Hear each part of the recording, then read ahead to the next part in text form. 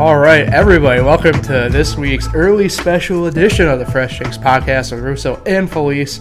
I, of course, am Paul Russo. Across from me, as always, man today in a, is that maroon? I think it's maroon hoodie. I can't tell. I think I've wore this before. But it's Nick Felice. Nick, how you doing, bud? Thanks for having me, Paul. Gee, you're laying low there. Yeah, this is not a glitch. That was not a glitch on your phone. We are on at 4:15 in the afternoon, and this might be the first time, Paul. Yeah. We might be wide awake for a show. Yeah, probably collectively speaking anyway, that's for sure. We will...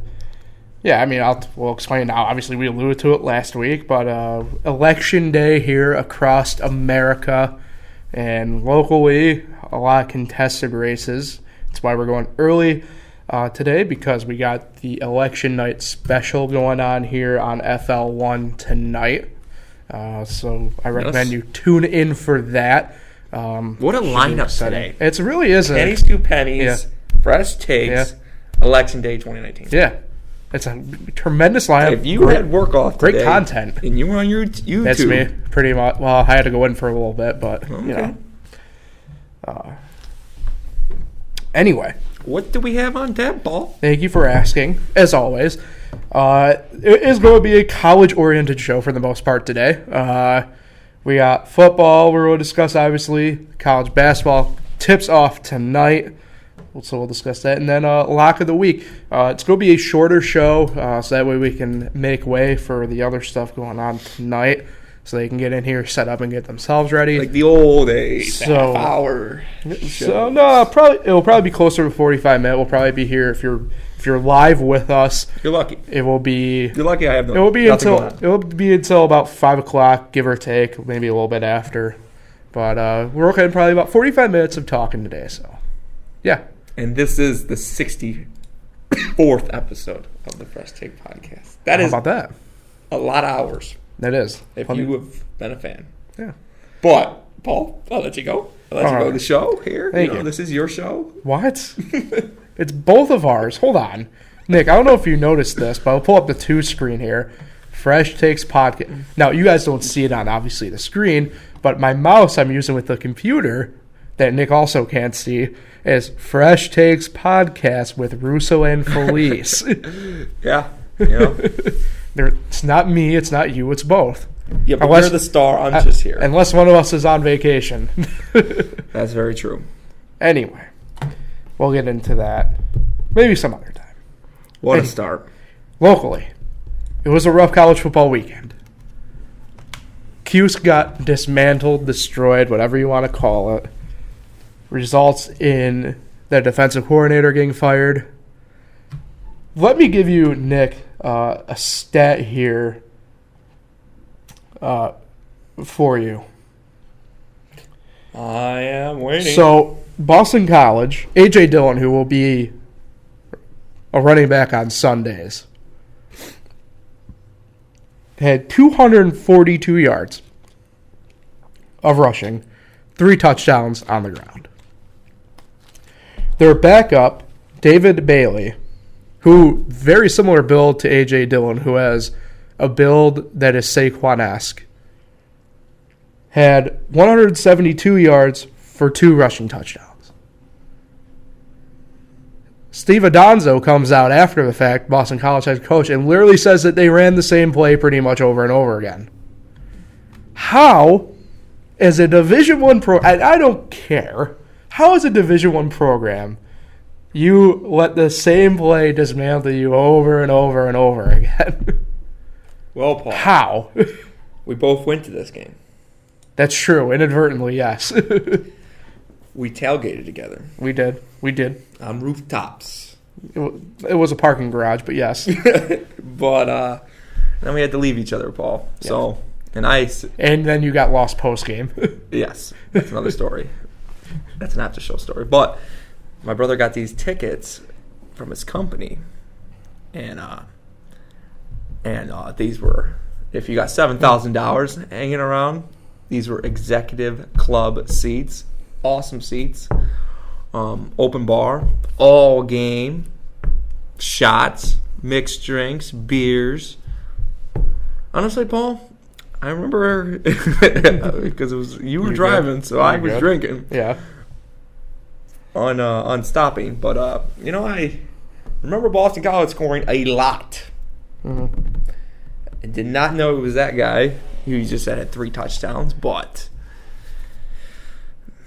yeah. And it was all you can eat too. But about the game, Syracuse, man, they suck. What are we gonna do here, Paul?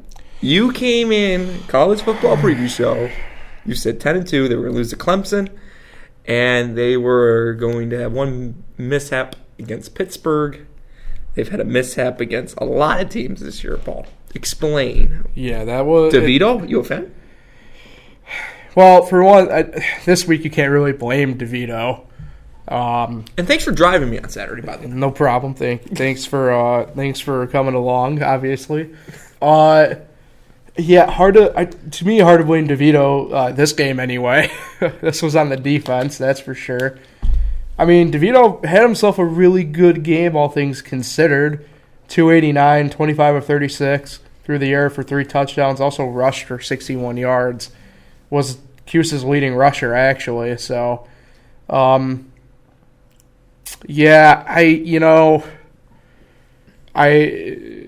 was texting. So you met obviously Hank, who comes with me and Jim, and we're texting pretty much each other when they fired the DC on Monday, and man, it's hard to see Dino having a long leash next year. At this point, really, yeah. Paul, the biggest Dino fan. You named your fantasy football team after him. I did name my fantasy football team after him this year, but your fantasy football team does have more wins than Syracuse. We do. We also have less losses than Syracuse. Man, you can't blame DeVito on this one. I don't know if you can really blame the offense on this one. Probably the first time all year I can reasonably say that for the most part. Because Boston College is even bad. then, though, I feel like the whole staff is going to be under a watchful eye the rest of the year. And then next year, I think Dino will be under a watchful eye. It's one thing to lose, but to get blown out at home to Boston College, that is bad. Yeah. Almost nearly as bad when Notre Dame almost lost to Virginia Tech this weekend as well. That could have been bad. But for Notre Dame, the season's over. Syracuse, will they have to win out to get to a bowl? Yeah, now we do. Yeah. And 2 of them are on the road, aren't they? Yep. Not good, Cuse fans, but good news, Cuse. Later in the show, we'll get you hyped up for your other team. Yeah. Your real team. It's true. You have on there Miami over Florida Miami State. Powers over Florida State. Did you watch that game? I did not. I saw clips of it, admittedly. It was... Was Pat excited about the win? I'm imagining so. I mean, he seemed pretty happy. Obviously, Willie Taggart gets fired for an astonishing $20 million buyout raised by the boosters. So that's pretty impressive, not going to lie. But, Florida State, a lot of interesting names have been tagged to that job recently. Obviously, the big name today has been Bob Stoops. I've also Florida State? For Florida State, and I've seen like Lane Kiffin, a couple other people. But those two seem to be the names with, I guess, maybe the most traction. So we'll see, I guess, with them. Yeah, that team's bad, and we got blown out by them up here for Cuse. So yeah, that was bad. Yeah. But you think Urban Meyer to USC? Yeah, that seems to be another one that's gaining traction. Apparently there was a USC account that was followed by Urban Meyer. He retweeted something and then unfollowed them. So it seems to be the one that's tracking, which kind of sucks. Clay Helton's kind of had a quietly pretty good year. I'd call it maybe a year saver for him. But, USC, again, is a program that isn't really used to this in the past decade or so. They need to be better. I love to see Urban Meyer be Notre Dame's coach. Yeah, I don't know why. I'd be pretty happy right now with Brian Kelly if I were you. Only Really? because, yeah. Urban Meyer cheats. Well, yeah, Urban Meyer cheats. And I want a cheater, man. Urban Meyer also You gotta cheat to win. Urban Meyer also hides murderers on his team. So And he also, does he fake injuries every time he wants to leave a job? yeah, pretty much. Anyway, but yeah, if you're Notre Dame, I don't think you want to move currently. This is not to say it's a fluke year for you guys, but you guys are dinged up a little bit offensively at this point again, and it happens. So a year we just gotta forget about. Yeah. Please forget about your two losses and being ranked still 15th in the country. So yeah, I know, but no offense, but we have higher expectations. Thanks. Thanks. Syracuse football, they need, if they had put together like another good year this year, then the expectations go up. But that's one true. Good year. Maybe some other games to quick get in before we kind of move on. I know you want to see it. See what? Syracuse, a football school, but is it ever going to happen? No. Not at this rate. Let's see. SMU. This was a very offensive game. Your brother could have won a parlay. Memphis downs SMU on primetime Saturday night, 54-48 for those keeping track at home. That's 102 combined points. I'd say they cleared the over-under pretty good. I've never seen 100 over-under, but let's see what else. Wake Forest stay status quo with their season. They pretty much dominated NC State the whole way. Oregon quietly making their way back in the playoff picture again. Not too sure what their realistic chances are, but if teams kind of fall the right way, I suppose they have a shot. Now, correct me if I'm wrong. Yep. The college football playoff comes out this week. Yep, tonight's the announcing of it. Is it in between the game? I think it's in between the college basketball games that they're doing it. Probably. Yeah. But does Clemson get in the top 4? Yeah, I think I'd have to put Clemson in the top 4 still. They haven't lost. Their saving grace for them so far this year is that they haven't lost. Neither has Penn State.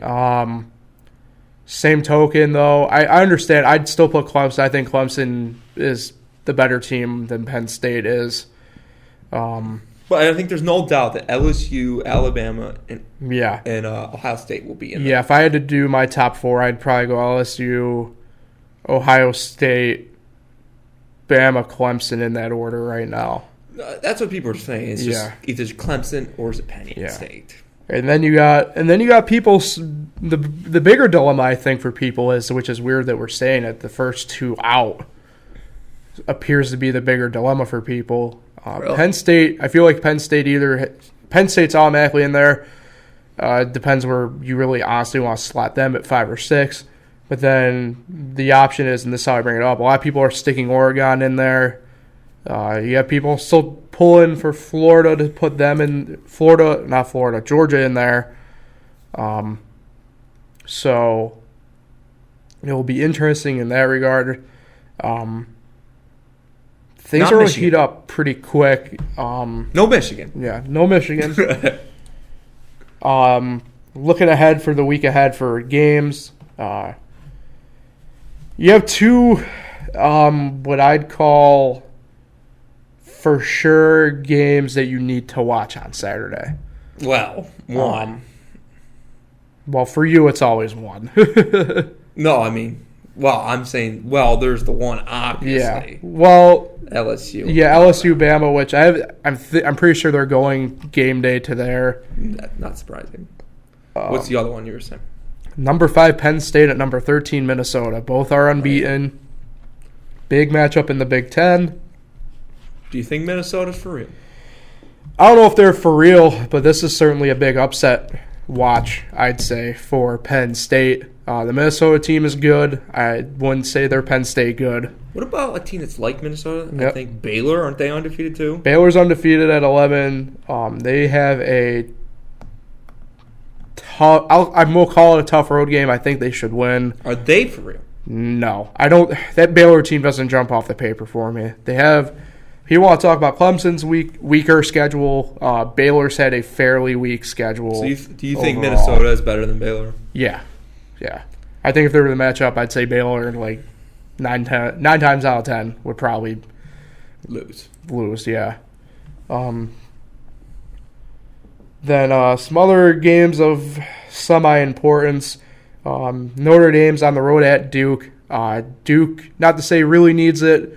They're kind of on the skids for being what people thought would be a potential playoff buster type team if you were to come across them mid-season. Syracuse on the bye. Syracuse is idle this week, which then they're at Duke. Then they're at Duke. Wake Forest is going to have a tough road matchup against Tech this week. I'd still take Wake over them pretty much. Ohio State's home against Maryland. You have another ranked Big Ten matchup that won't get the press it probably deserves because both teams have kind of fluttered.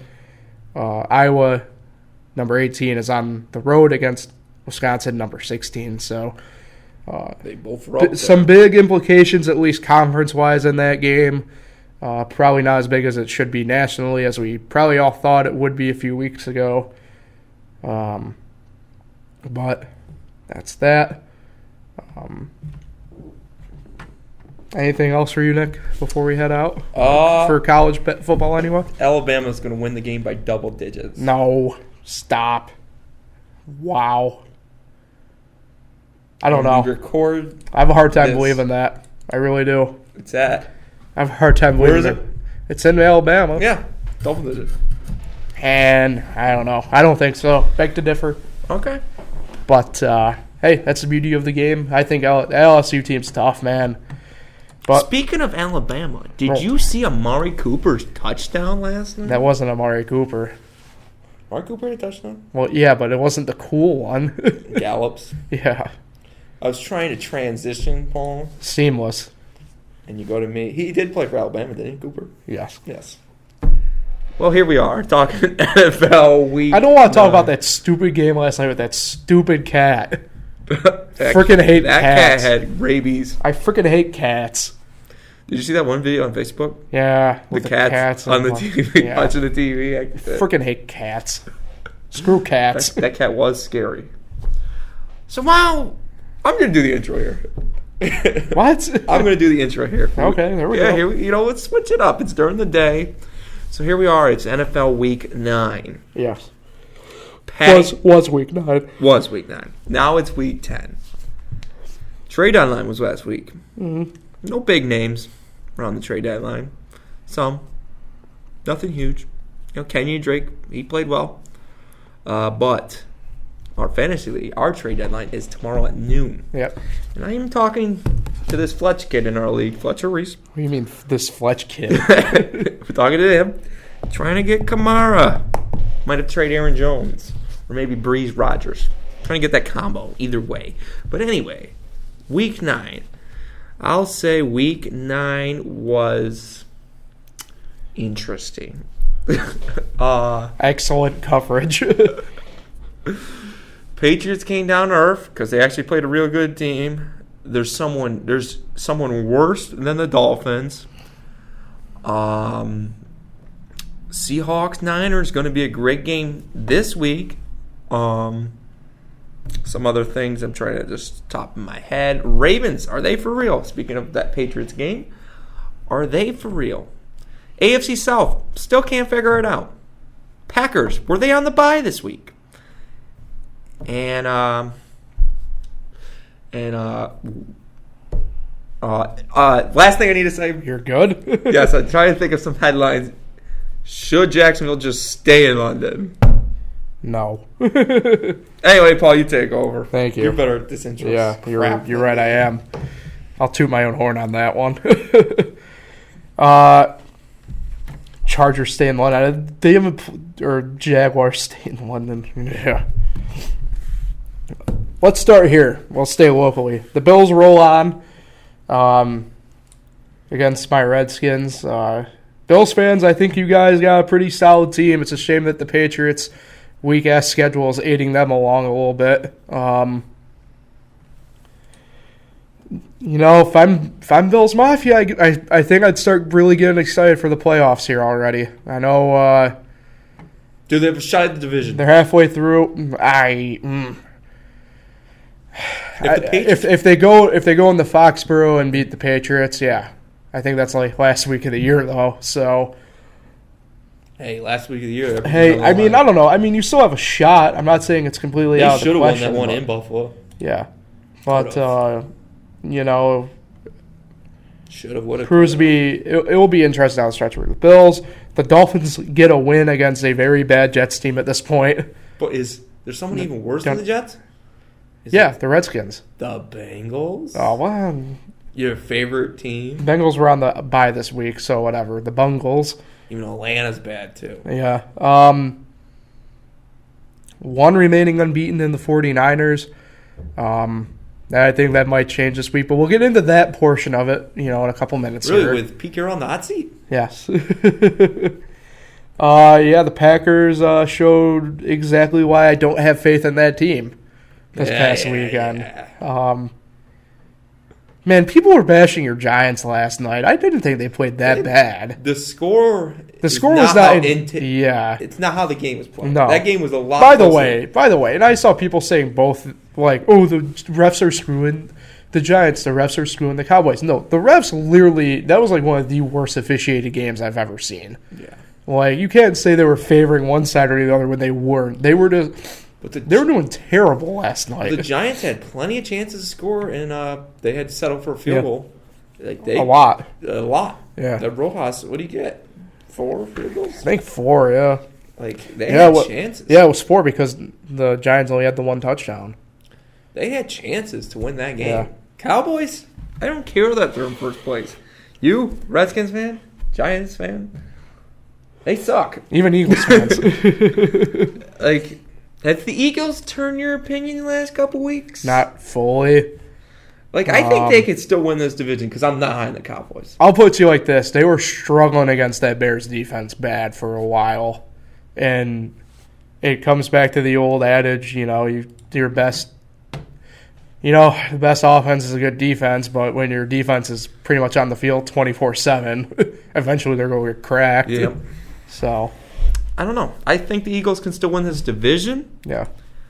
I do not like the Dallas Cowboys. Unfortunately, I'd like to fully agree with you, but we'll see. The Cowboys' rushing game with Zeke is head and shoulders above the Eagles. The one thing that sucks if the Cowboys win the division, and my brother's a Seahawks fan, they could get screwed and play in Dallas in the wild card round. And this is the wild card round. The refs, like you were saying, I know it was both teams yesterday, but wild card round, I've noticed Cowboys always get the calls in that wild card round. They will do anything they can to at least have them win one playoff game. Well, I think the Seahawks will be lucky. I think they win the division still. So big Monday night game. Yeah. But because as also a Detroit Lions fan, I remember. I know you guys say, Dad's caught the ball. Dad's caught the ball. If you didn't pick up that flag, that stupid ref in that Lions game, Lions would have been playing. Who was it, Packers? Yeah. When Dez didn't catch the ball. Dez shouldn't even have been in that game. Whoa. They shouldn't. They should have lost to the Lions. It's true. That was a clear pass interference. They picked up the flag. I remember that game. But anyway, that's not week 9 of 2019. But big Seahawks Niners game. ESPN finally got a good game. Hooray. But they will get a terrible playoff game. Yeah.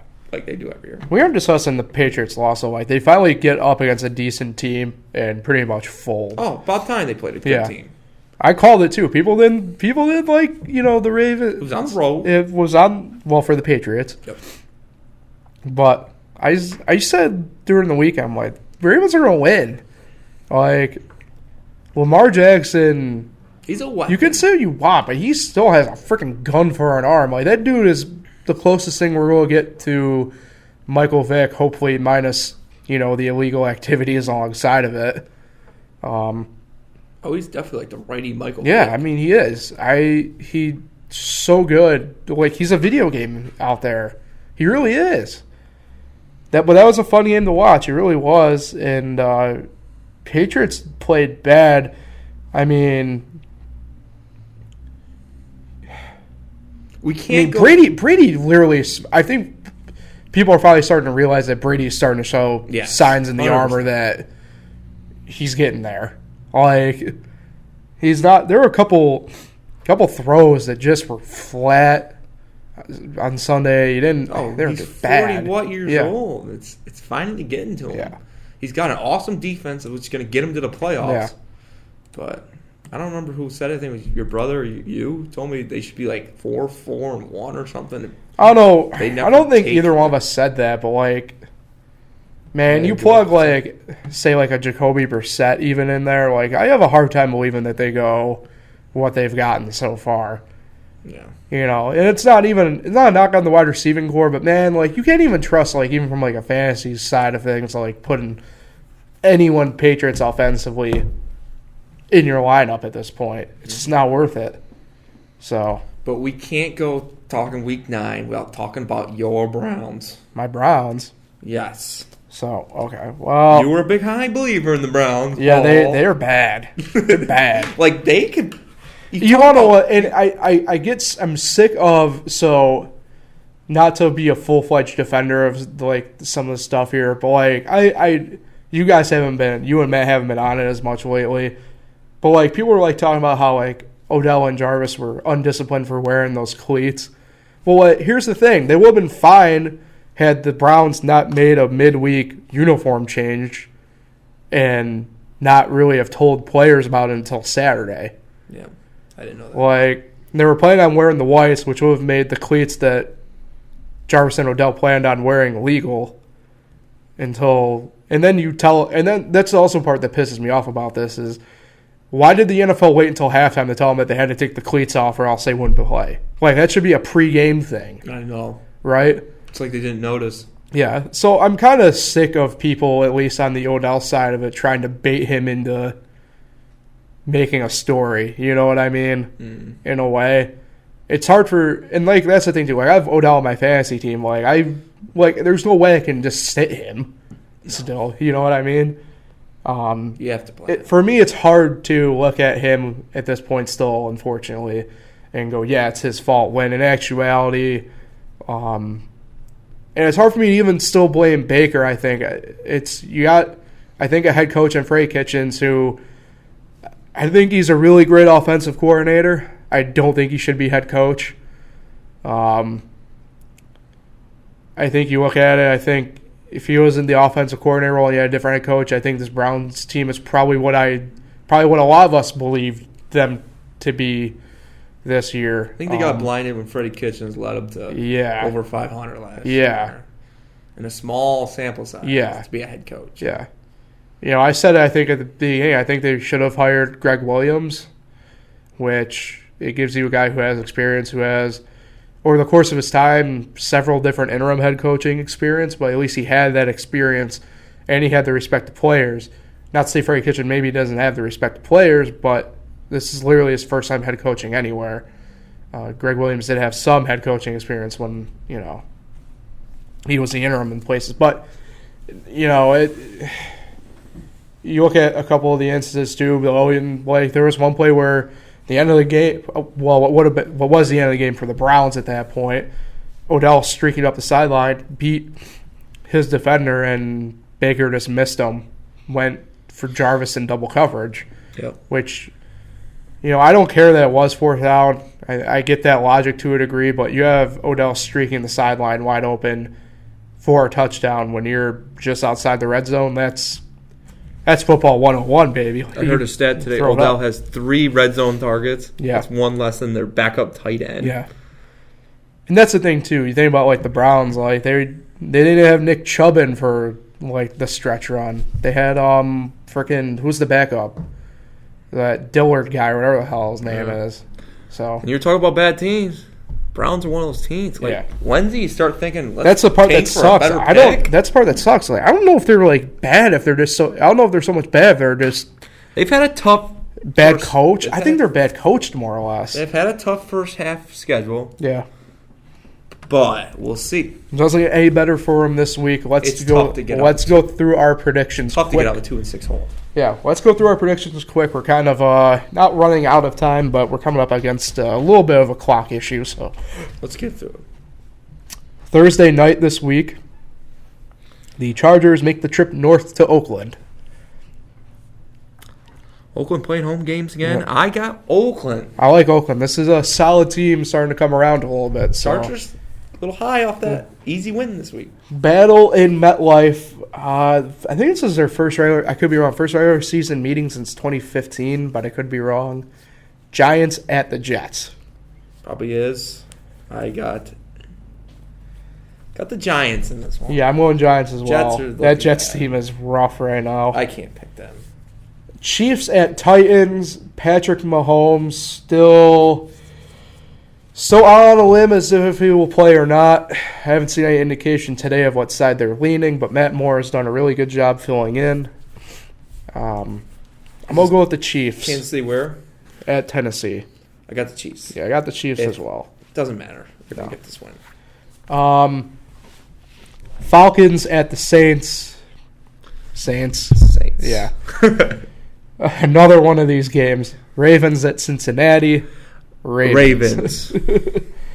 I think this has possibility of being the same thing. Bills at the Browns. Bills? Okay.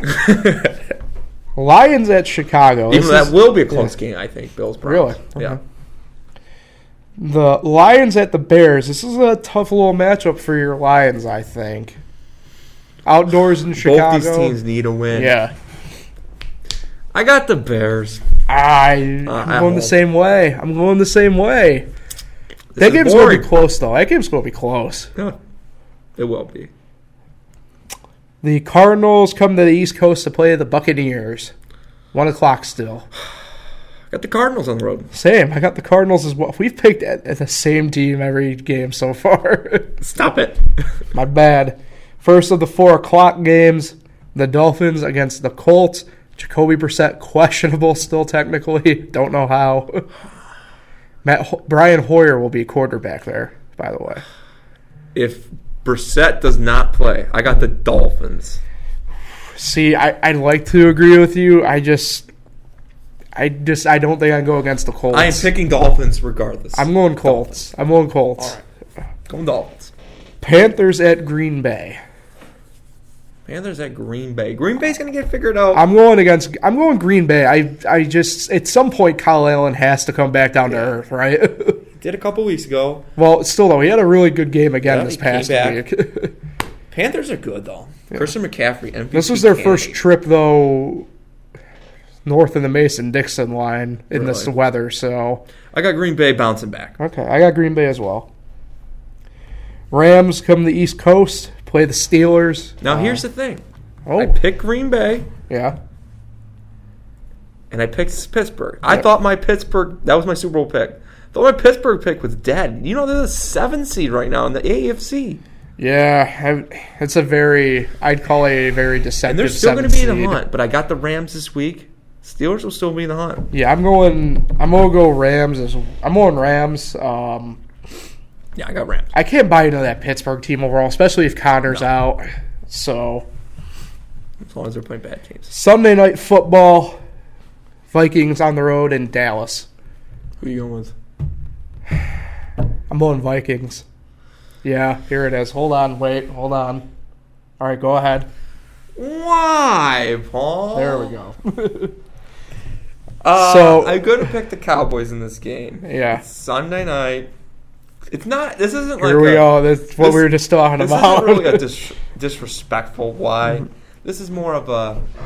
We're gonna add it into the show. Okay. You need to get it in before. Yeah.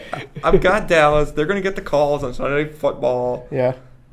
It doesn't matter what time they're playing. They're gonna get the calls, and I think they're gonna win at home against the Vikings. Okay. And then because Monday night, I think we're agreeing. Yeah, Monday night Seahawks at 49ers. I'm going to go Seahawks. I'm going Seahawks. I've picked against the Niners like 4 straight times or something like crazy like that. I keep saying the undefeated is going to end. Really? It's ended this week. And by the way, Paul, you have a 1-game lead. Yeah, that's right. We didn't pick last week. Nope. But one game league. Yeah. All right.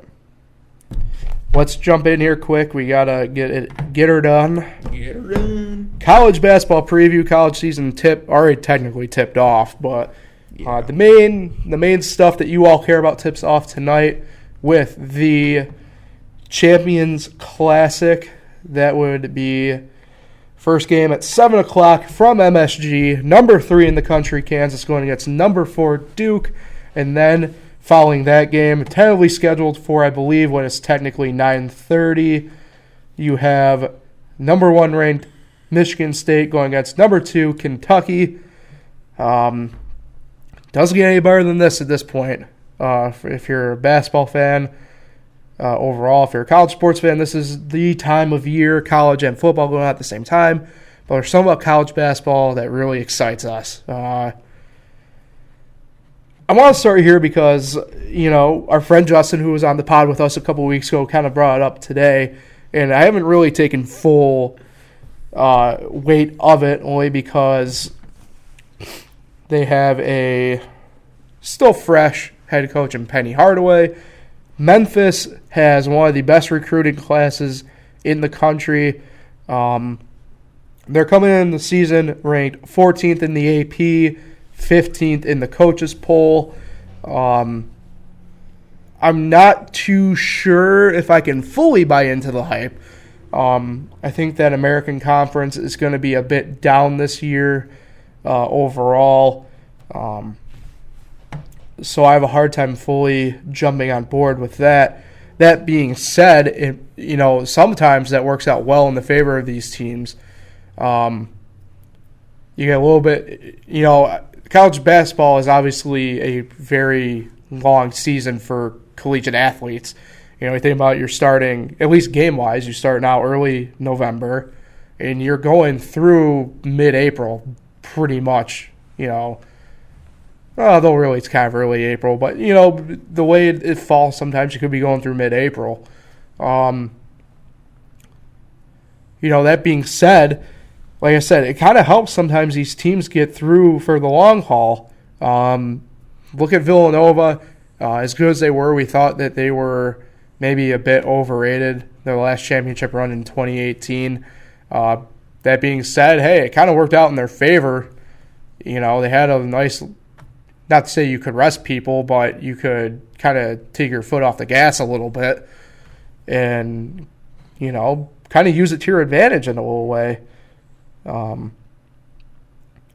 being said, you also have some teams like Gonzaga every year who, they're good, then they get to tournament time and, they're out second weekend. So it's going to be interesting. Yeah. Paul, as you know, I'm a big college basketball fan. Yep.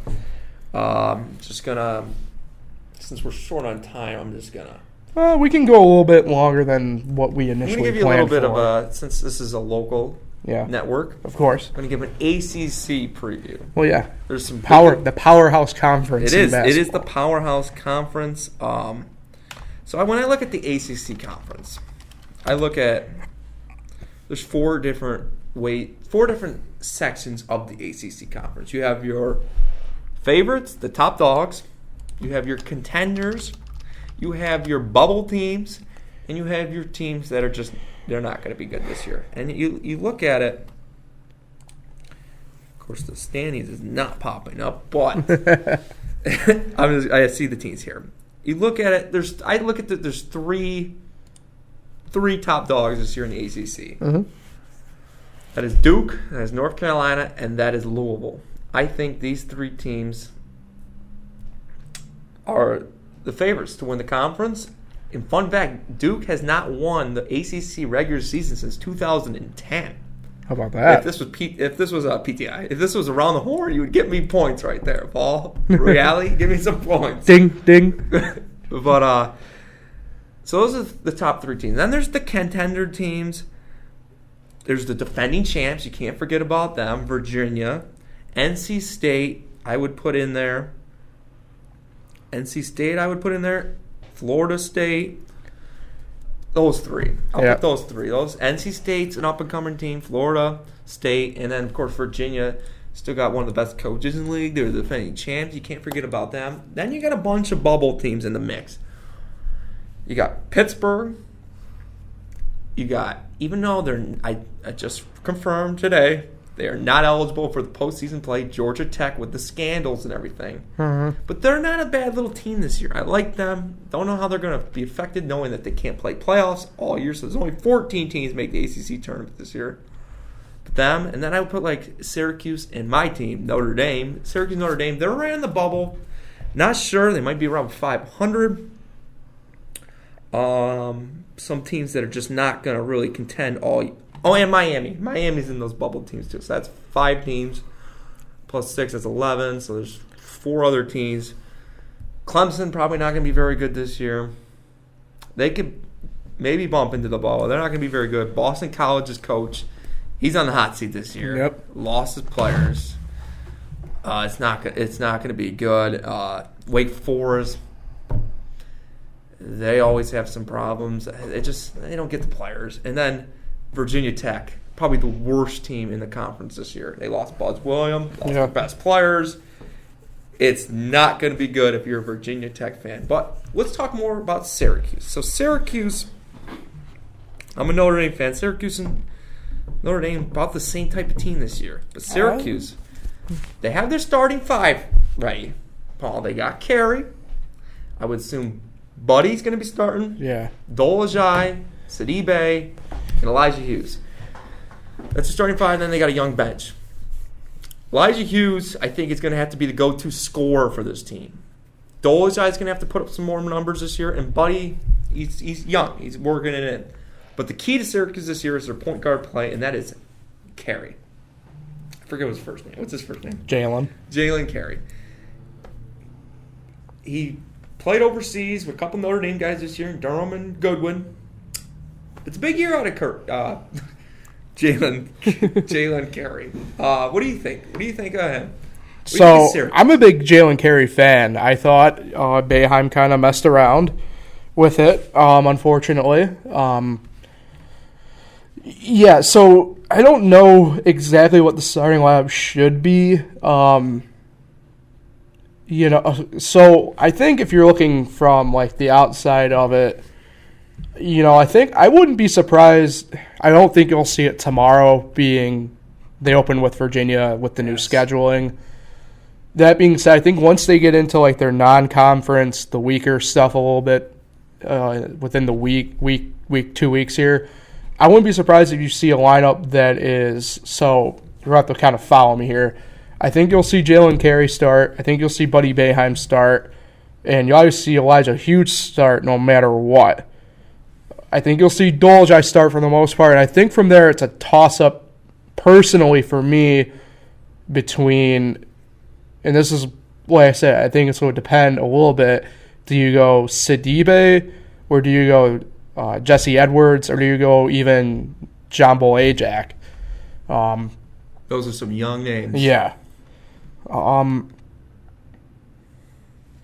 That's probably what I'd personally go with.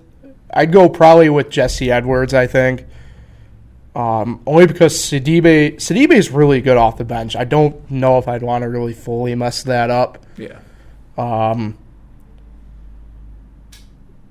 So I think, and also the guy to keep an eye on, to me anyway, is Howard Washington. I think he'll have to get hit sometime.